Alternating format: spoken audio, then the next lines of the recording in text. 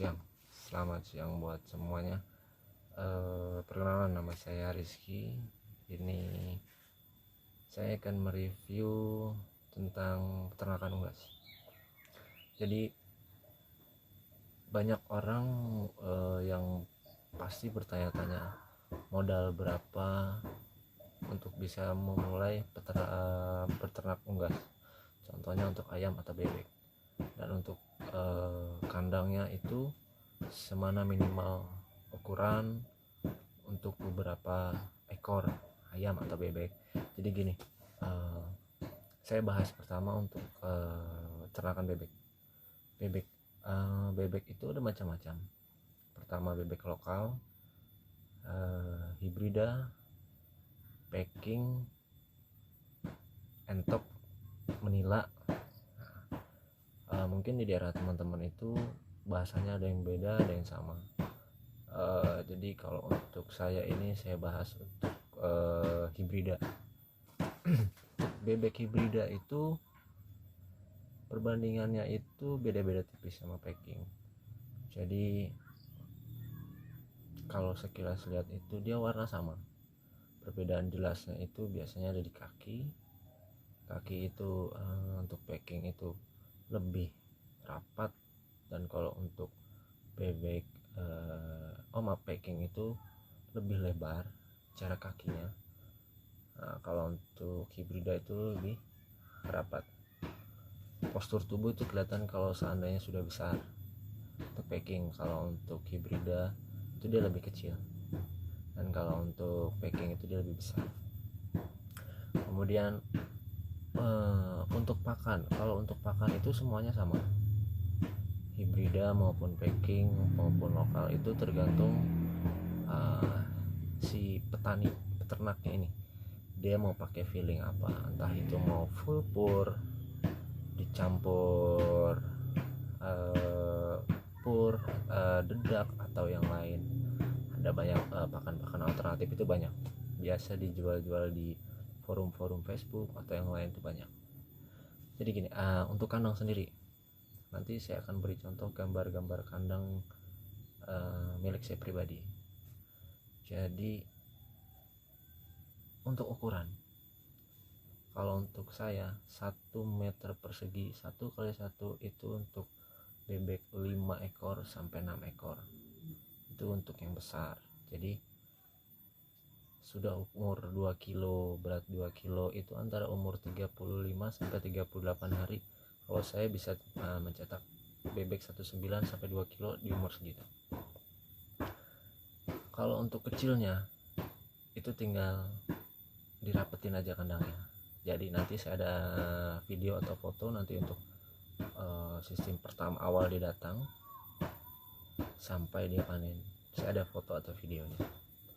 Nah, untuk hibrida sendiri sebenarnya itu pemasarannya itu belum terlalu banyak, tapi peminatnya luar biasa. Kenapa? Karena untuk bibitnya sendiri DOD, kalau untuk kita DOD ya, atau bebek untuk ayam itu DOC. Harga tuh variatif. Ada beberapa PT atau produsen yang mencetak bebek bibitnya itu variatif, dari harga 6.000 sampai 10.000 pun ada. Nah, untuk saya sendiri saya pakai dari Gunsi 888, itu dari Gunung Sindur, Kabupaten Bogor. Kalau untuk harga bisa di DM atau langsung saja cari di internet, itu ada. Nah, inilah ini saya berikan foto contoh kandang pribadi saya. Luas kandang saya itu 18,5 meter untuk panjang, untuk lebarnya itu 7 meter. Kapasitas maksimal di kandang saya itu, saya belum pernah untuk mencapai 1000 ekor, tapi 800 ekor. Sebenarnya kalau untuk masuk di angka 900 ekor itu bisa, cuma saya nggak mau maksakan, karena untuk lebar luas kandang sendiri itu tergantung sama sangat bergantungan pada si populasi si bebek. Kenapa? Makin kecil gerak lingkup si bebek itu dia akan berkembangnya itu agak lama. Itu bisa dibuktiin sendiri.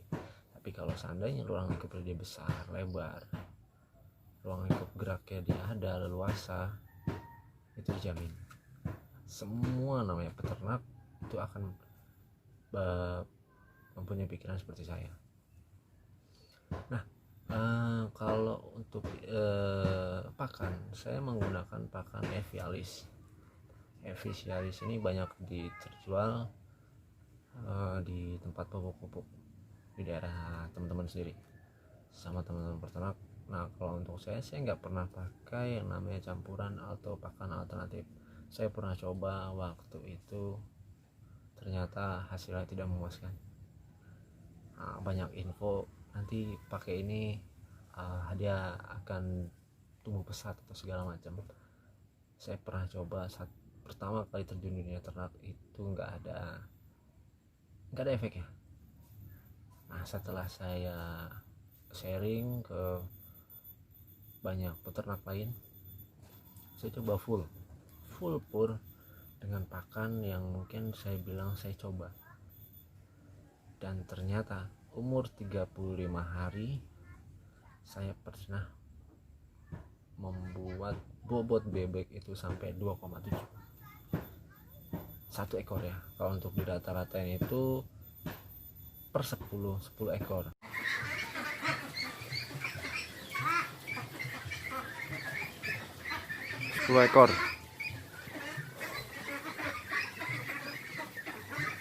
Karena saya nimbang itu 10 ekor, saya timbang lagi 10 ekor, 2 kali 10 ekor itu rata-rata 2,4 sampai 2,3 sampai 2,4 umur 35 hari. Bagaimana sampai umur 42 hari hasilnya bisa terlihat.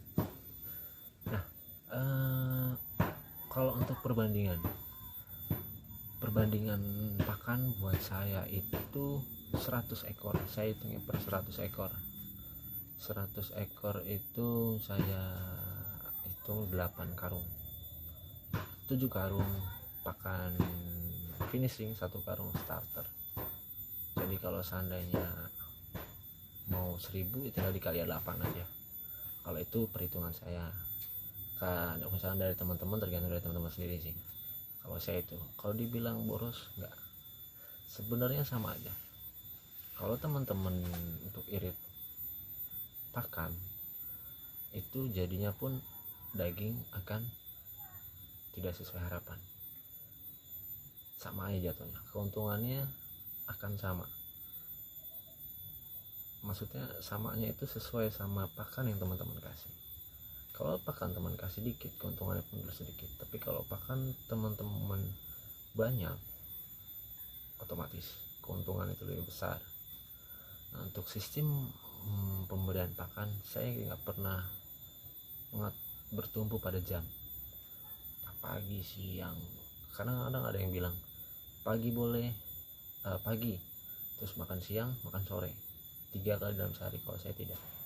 Sistem pakan saya itu seperti ayam, jadi sistem broiler. Jadi wadah kuning, nah, itu kan ada yang beberapa kilo. Nah, kalau untuk saya pakai yang 5 kilo. Nanti saya kasih gambarnya untuk yang 5 kilo itu seperti apa. Jadi setiap pakan tinggal dikit saya kasih, pakan tinggal sedikit saya kasih. Bebek terkenal rakus, tapi bebek juga kenal dengan arti kenyang. Jadi nggak usah takut. Misalkan ada pakan yang tumpah, itu akan bersih pasti sama bebek. Gak mungkin yang namanya nggak dimakan sama si bebek itu. Oke, kita mulai dari awal. Itu udah dirinciin dari awal sampai akhir, dasar-dasarnya. Nah, untuk prakteknya sendiri ini saya iniin sendiri ya, menurut pengalaman saya sendiri. Bebek itu datang dengan lumayan perjalanan lah, setengah jam atau 1 jam atau lebih dari 1 jam sampai di rumah, sampai di kandang, maksudnya rumah bebek, Sampai di kandang itu kita siapkan air gula. Kalau saya untuk sekitar 400 ekor atau 800 ekor itu saya siapkan gula 1,5 kilo. 1,5 kilo kita rebus di air hingga benar-benar mencair. Kita dinginkan. Setelah itu kita taruh di ember bak air, kita bagi rata. Kita pakai galon 4 minum yang putih merah itu, bawahnya merah, itu kita bagi rata. Kalau saya ukur untuk satu gayung saya bagi semuanya itu sampai habis. Setelah habis,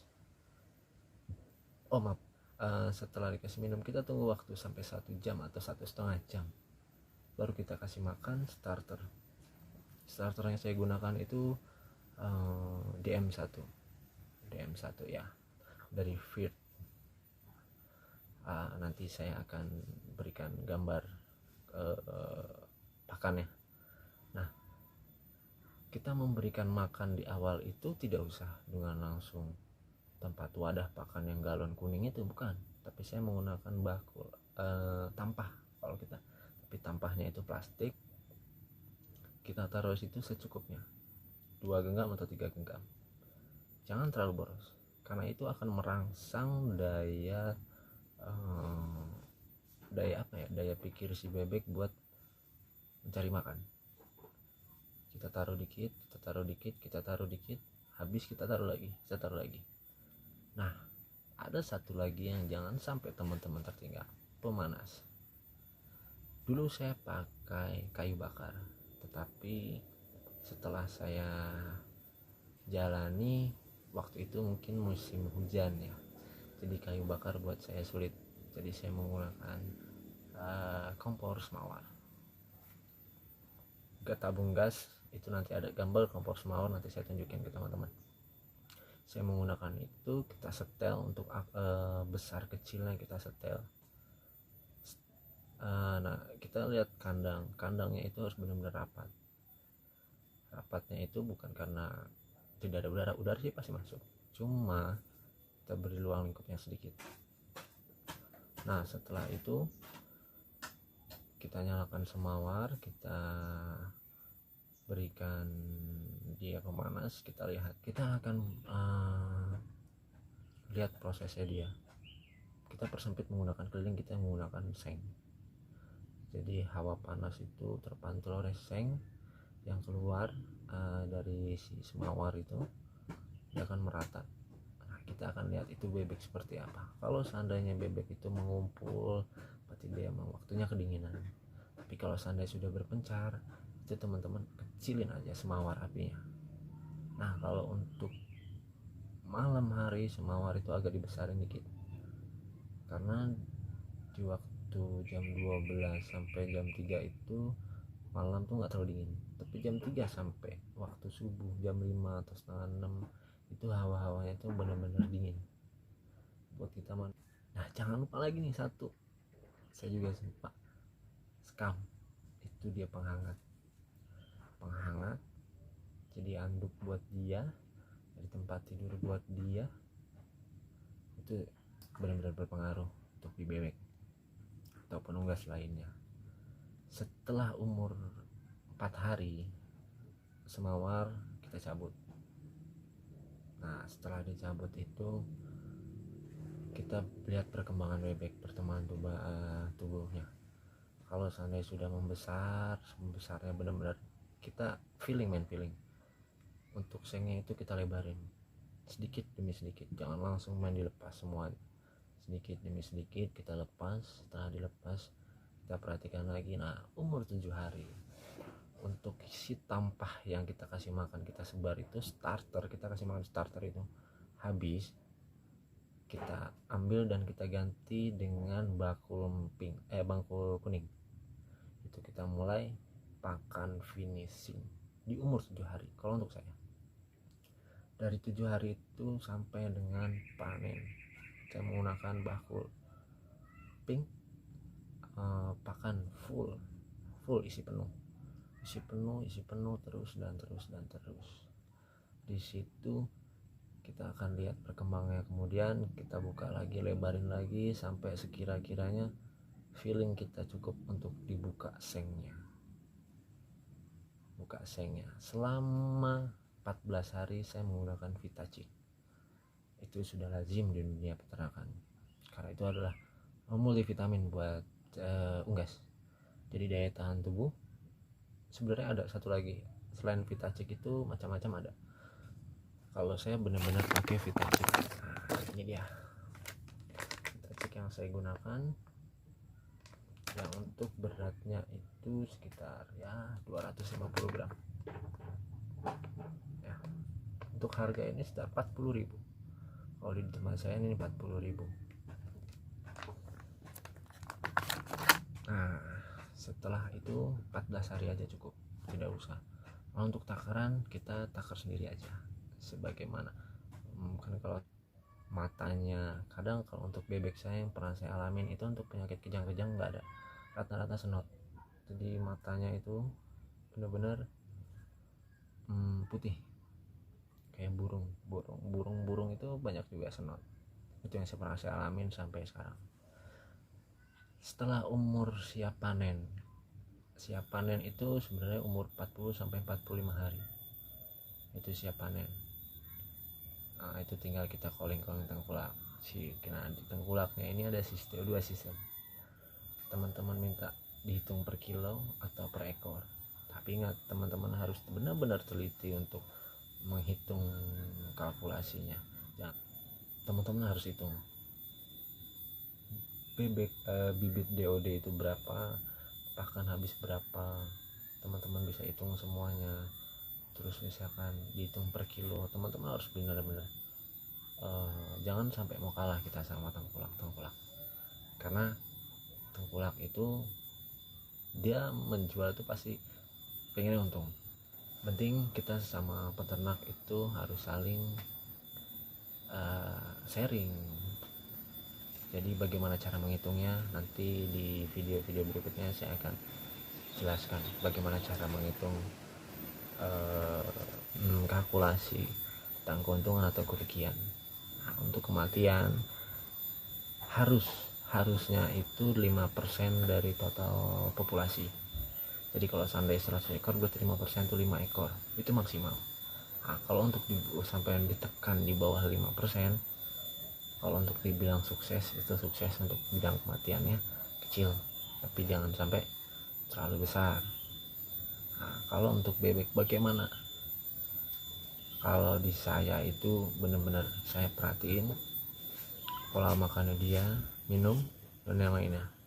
Jadi nanti benar-benar kecil untuk kematiannya. Oke, gitu aja review dari saya. Untuk review selanjutnya saya akan sharing kembali. Jangan lupa klik subscribe, like, dan komen. Jangan lupa